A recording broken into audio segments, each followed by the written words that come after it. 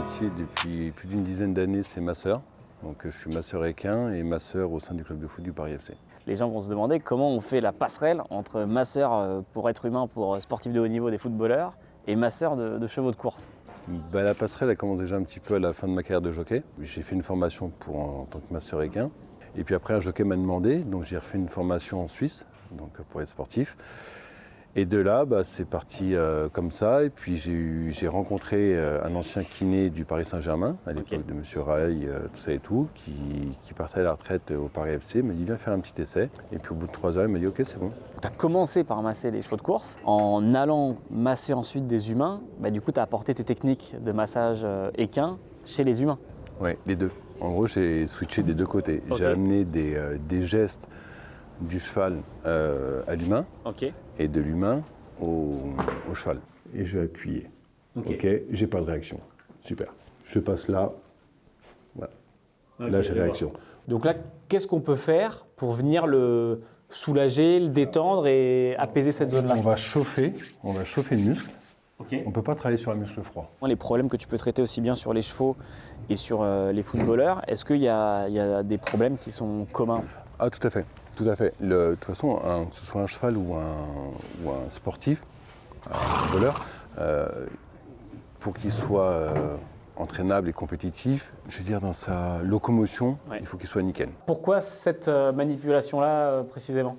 Ça, à la base, je l'ai appris sur le massage des humains. Donc pour les quadriceps, pour les ischios, pour le dos, c'est le massage trépied.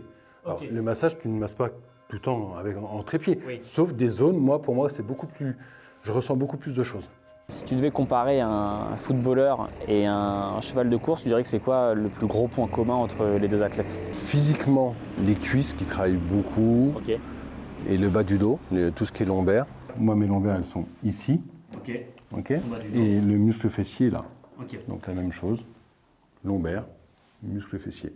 Si on prend un cheval qui va courir les 1200 mètres, 1200, 1400 mètres, sprinter, et tout, je vais plus voir un attaquant. Des belles épaules, costaud, ça va vite, ça punch. Quand je vois un cheval d'obstacle, je vois plus un défenseur. Tu vois, un défenseur central ou un milieu de terrain box-to-box, tu vois, plus dur à l'effort, plus dur dans le contact, puis il y va. Donc tu vois, là, j'ai travaillé. On va faire quelques mobilisations. On va voir un petit peu comment ça réagit. Je lui fais pas mal, hein? Ouais, bien sûr.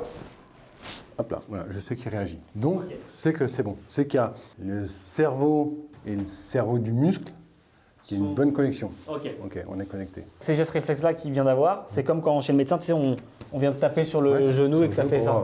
Ok, d'accord. Voilà. Il n'y a plus aucun mouvement. Plus rien. J'ai eu la chance de travailler pour un bon club, humainement, sportivement. Mais quand se passent quelques jours et que je ne les ai pas vus, il me tarde de rentrer.